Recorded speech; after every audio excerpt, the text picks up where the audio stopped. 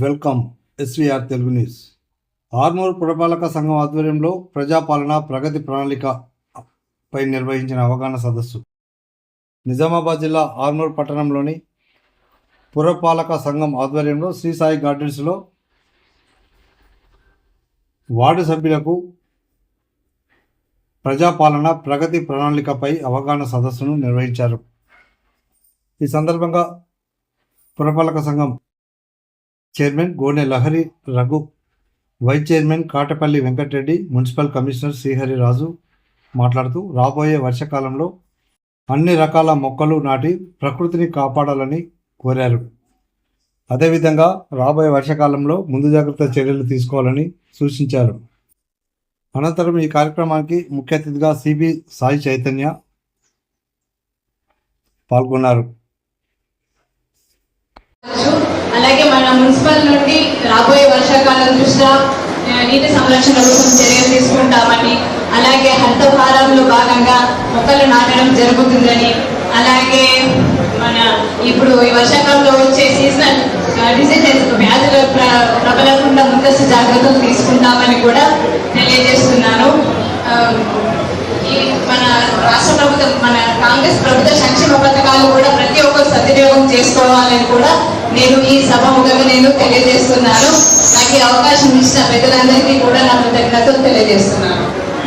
ఈ కార్యక్రమానికి మనము ఈ ఏరియాలో ఏం జరుగుతున్నది, సమస్యలు ఉంటే చెప్పుకోగలిగి, ఇప్పుడు పిక్చర్స్ ఉన్నాయి, అందరూ ఇక్కడ పాత వాళ్ళందరికీ కంటిన్యూ దాని కోసం వస్తున్నారు, అందరూ చేయించుకోవాలా, లేకపోతే పింఛన్ కాలేదు.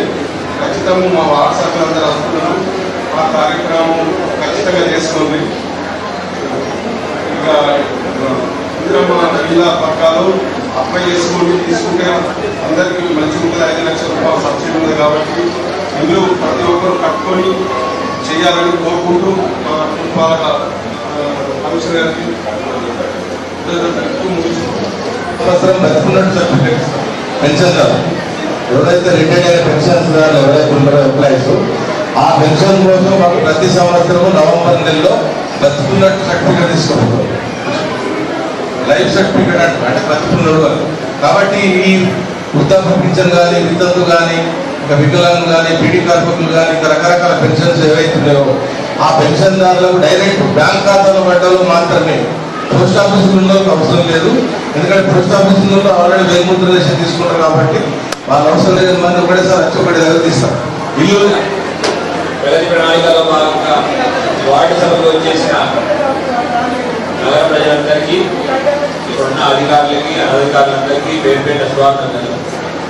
మామూలుగా అనిపిస్తుంది వార్డు సభల్లో మిగతా డిపార్ట్మెంట్ అగ్రికల్చర్ కానీ, మిగతా చెప్తే ఉంటే కానీ పోలీసు వాళ్ళు వచ్చి ఏం చెప్తున్నారు, పోలీసు వాళ్ళు వచ్చి మాకేం స్కీమ్లు అయితే ఇవ్వరు కదా, అంతే కదా, స్కీమ్లు ఏమైనా ఇస్తాం పోలీసు వాళ్ళ.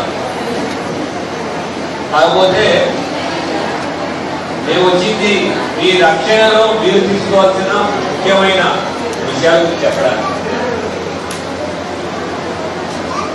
ఇప్పుడు సమగ్ర ఓటర్స్ యొక్క సవరణ జరుగుతూ ఉంది. ఎస్ఐఆర్ అంటున్నారు. 2002 తర్వాత 2024, ఇప్పుడు 26 జరుగుతూ ఉంది. బిఎల్ఓ వస్తారు, మిమ్మల్ని అడుగుతారు ఎంతమందికి ఓటు హక్కు ఉందండి, ఎంతమంది ఓటు వేశారు, మొన్న వేశారు కదా.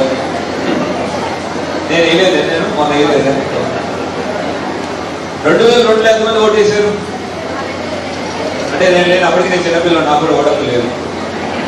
ఇప్పుడు ఏమడుగుతారంటే 2000 ఇప్పుడు వచ్చిన తర్వాత 26లో ఓటేశారు కదా, 2002లో ఓటు హక్కు ఉందా, ఓటు హక్కు ఉంటే ఓటర్ కార్డు ఇవ్వమని అడుగుతారు. ఎంతమంది దగ్గర ఓటర్ కార్డు ఉంటుంది, కొంతమంది దగ్గర ఉంటుంది, 2000 ఉంటుంది, మిగతా వాళ్ళ దగ్గర ఉంటుంది, 4 దగ్గర ఉంటుంది, మీలాంటి వాళ్ళు చాలా మంది ఉంటుంది. అయితే దానికి ఏముంటుంది, నాకు కాకపోయినా మా తల్లిదండ్రులకి వాళ్ళకి ఉంటుంది ఆ ఓటర్ కార్డులు. మిగతాయి లేదంటే మేము ఉంటున్నట్టు ఇన్ఫర్మేషన్ అడుగుతాం. సరే సార్ అడుగుతున్నారు, ఏమంటారు, ఇవన్నీ ఇవ్వకపోతే ఎందుకు ఇవ్వకపోతే ఏమవుతుంది, ఓటు హక్కు పోతుంది. అంటే ఏమవుతుంది, ఎలక్షన్ అప్పుడు వచ్చే డబ్బులు పోతాయి, అంతేనా? ఎలక్షన్ అప్పుడు వచ్చే డబ్బులు పోతాయా? ఇది మనం బయట రాష్ట్రాల్లో చాలా రాష్ట్రాల్లో జరుగుతూ ఉంది ఎస్ఐఆర్ ప్రణాళిక. దాంట్లో ఎన్నో లక్షల ఓట్లు బోగస్ ఓట్లు తీసే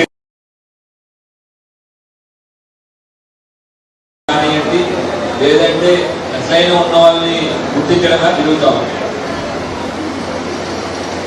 ఇప్పుడు దీంట్లో ఒక విషయం మీకు చెప్పేది ఏంటంటే